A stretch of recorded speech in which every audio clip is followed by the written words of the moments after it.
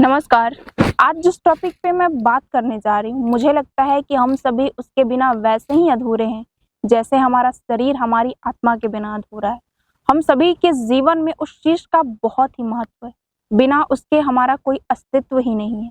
एक गिलास पानी हम बिना उसकी सहायता से नहीं पी सकते हैं, एक कदम तक बिना उसकी सहायता से नहीं चल सकते हैं। इतना इम्पोर्टेंट है वो चीज हमारे लाइफ में, जिसे हम कहते हैं कर्म। कर्म के बदौलत आज पूरी दुनिया ग्रोथ कर रही है, हम ग्रोथ कर रहे हैं।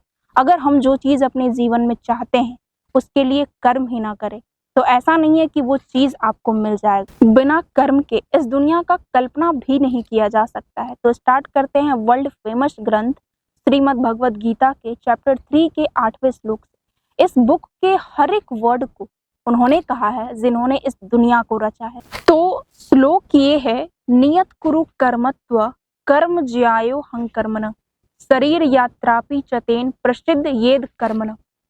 तो पहले इस श्लोक को समझते हैं। नियत कुरु कर्मत्व, दैट मीन्स आपका जो डेली का काम है, डेली जो आप वर्क कर रहे हो उसको आप अच्छे नियत के साथ, पूरे डिसिप्लिन के साथ आप उसे डेली करो, उसमें कोई लापरवाही नहीं करो। कर्म ज्यायो हंकर्मण, दैट मीन्स कर्म नहीं करने से अच्छा है कि आपका जो कर्म है उसे श्रेष्ठ तरीके से करो। मतलब कि आपका जो डेली का काम है अगर नहीं भी करोगे फिर भी वो पेंडिंग में रहेगा। इससे अच्छा है कि आप उसको और बेहतरीन तरीके से आगे की ओर करो। शरीर यात्रापि चतेन प्रसिद्ध येद कर्मण, दैट मीन्स कि बिना कर्म किए तो आप अपना शरीर भी निर्वाह नहीं कर सकते हो। इस पूरे श्लोक का यही मतलब है कि जो आपका डेली का रूटीन है, जो आपका डेली का काम है, उसे एक डिसिप्लिन के साथ, उसे शिद्दत के साथ आप डेली करो। क्योंकि मैं स्टार्टिंग में ही बोली थी कि आप एक गिलास पानी भी बिना कर्म किए नहीं पी सकते हो। अगर आपको प्यास भी लगी है तो आपको उस पानी के पास खुद ही जाना पड़ेगा, उसके लिए आपको कर्म करना पड़ेगा, तभी आप पानी पी सकते हो। कर्म नहीं करने से बेहतर है कि आप कुछ करो, क्योंकि अपने शरीर को चलाने के लिए भी हमें कर्म तो करना ही पड़ता है। इसलिए श्री कृष्ण यह नहीं चाहते थे कि अर्जुन मिथ्याचारी बने, क्योंकि अर्जुन तो बचपन से ही अपने घर में युद्ध, रणभूमि, ये सारी चीजें देखते आया था और वह खुद ना जाने कितने सारे युद्ध जीत चुका था, पर रणभूमि में वह अपने कर्म से पीछे हट रहा है।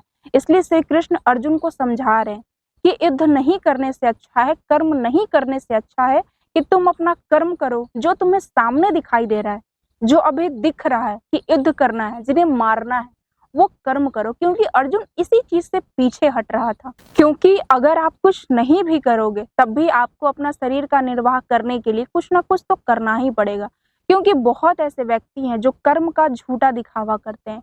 वो देखने के लिए तो पूरा पूरा टाइम बिजी रहते हैं, पर अपने जीवन में आगे बढ़ने के लिए कभी वह कोई कर्म ही नहीं करते हैं। अर्जुन उतना बड़ा क्षत्रिय होने के बाद भी अपने कर्म से पीछे नहीं हटा, तो फिर हम और आप अपने कर्म से कैसे पीछे हट सकते हैं? और अपने जीवन को बेहतरीन जिंदगी देने के लिए हमें कर्म तो करना ही पड़ेगा। और ये सारी बातें कोई मिथ्याचारी नहीं है, बल्कि उस ग्रंथ में बताई गई है जिसे हम श्रीमद् भगवद गीता कहते हैं।